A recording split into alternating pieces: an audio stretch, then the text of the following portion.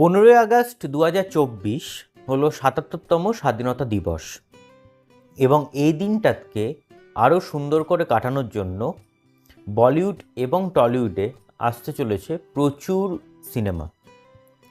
এবার কী কী সিনেমা আসছে সেগুলো নিয়ে হচ্ছে আজকের video. Hello guys, welcome to reviewers কা, তোমাদের সাথে আমি রৌনক। সো ফার্স্ট যদি আমি টলিউডের দিকটা দেখি তাহলে সেখানে প্রথম যেটা আসবে সেটা হলো হচ্ছে সৃজিত মুখার্জির হাত ধরে আসতে চলেছে নতুন ছবি পদাতিক, এবং যাতে মুখ্য ভূমিকা অভিনয় করেছেন চঞ্চল চৌধুরী, এবং আমরা প্রত্যেকেই জানি সেটা দ্য লেজেন্ড মৃণাল সেনের কিন্তু একটা বায়োপিক ফিল্ম হতে চলেছে। সো নাম্বার 2, রাজ চক্রবর্তীর হাত ধরে আসতে চলেছে নতুন ছবি বাবলি, এবং যাতে মুখ্য ভূমিকা অভিনয় করেছেন আবির চ্যাটার্জি এবং শুভশ্রী গাঙ্গুলি।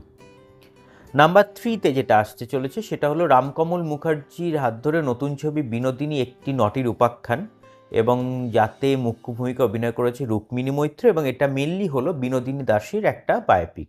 মেন দুটো যে ফিল্ম বললাম পদাতিক এবং বাবলি, দুটোই কিন্তু শিওর সেদিনকে রিলিজ হচ্ছে। এই বিনোদিনী নটির উপাখ্যানটা নিয়ে একটু চিন্তাভাবনা চলছে। সো এবার যদি আমি বলিউডের সেকশনটায় আসি, সেটাতে নাম্বার 1-এ যেটা কয়েকদিন আগে জাস্ট রিলিজ করেছে ট্রেলারটা, সেটা হলো আমরা প্রত্যেকেই জানি অমর কৌশিকের নতুন ফিল্ম স্ত্রী 2, যেটা কিন্তু একটা আমরা প্রত্যেকেই দেখার জন্য একটা সুপার এক্সাইটেড। এবং এই ফিল্মটাতে মুখ্য ভূমিকা অভিনয় করেছেন শ্রদ্ধা কাপুর আছে, পঙ্কজ ত্রিপাঠী আছে, এছাড়া রাজকুমার রাও আছে। এটা মানে বিশাল একটা ভালো ফিল্ম হবে বলে আমাদের মনে হয়। এরপরে যেটা সেকেন্ড সেটা হলো হচ্ছে ডাবল স্মার্ট হলো হচ্ছে ডিরেক্টর পুরী জগন্নাথ, এবং এটি মেনলি হচ্ছে তেলেগু ভাষার একটা স্কাইফাই অ্যাকশন ফিল্ম, এবং যাতে মুখ্য ভূমিকা অভিনয় করেছেন রাম পাতিনেনি আছেন এবং তার সাথে সঞ্জয় দত্ত আছেন। নাম্বার 3তে যেটা আসবে সেটা হলো হচ্ছে নিখিল আদবানির নতুন সিনেমা ভেদা, এবং যেটা কিন্তু হচ্ছে জন আব্রাহামের সিনেমা। সো জন আব্রাহামের সিনেমা মানেই বুঝতে পারছো একটা মারদাঙ্গা তো আছেই যথেষ্ট পরিমাণে।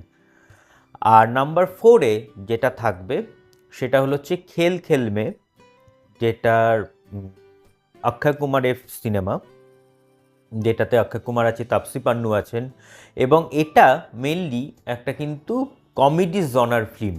মানে আমরা যদি দেখি ধরো যে এই কমেডি জনার ফিল্ম মানে হাউসফুলের যদি সিরিজগুলো দেখো, হাউসফুল 1, 2, 3 এরকম, সেই রকম জনারে কিন্তু খেল খেল মে সিনেমাটা, মানে 3টা বন্ধু আছে এরকম একটা বেসড অন সিনেমা। সো এই হচ্ছে টোটাল 15 অগাস্টের স্কেডিউল, মানে একটা টাইট স্কেডিউল, কারণ 15 অগাস্ট ছুটি থার্সডে, ফ্রাইডে কিন্তু অফিস ওপেনিং এটা আছে, স্যাটারডে সানডে কিন্তু আবার উইকেন্ড পড়ে যাচ্ছে।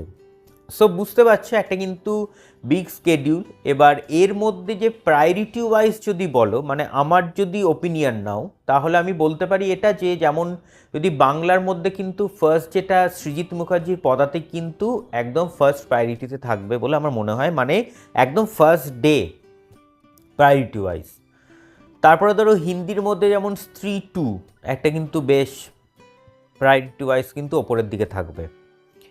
কারণ একটা দেখো সেটা হলো যে একই দিনে এতগুলো সিনেমা রিলিজ করলে না একটা ভীষণ চাপ পড়ে যায়, মানে অডিয়েন্সের ওপর ভীষণ চাপ।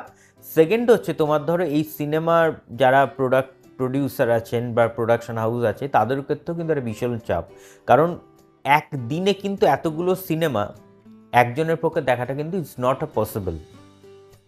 সো আমার মনে হয় যে প্রায়োরিটি ওয়াইজ কিন্তু এই দুটো যে নাম বললাম এই দুটো সিনেমা কিন্তু প্রথম দিনের কিন্তু প্রায়োরিটি ওয়াইজে থাকবে বলে আমার মনে হয়।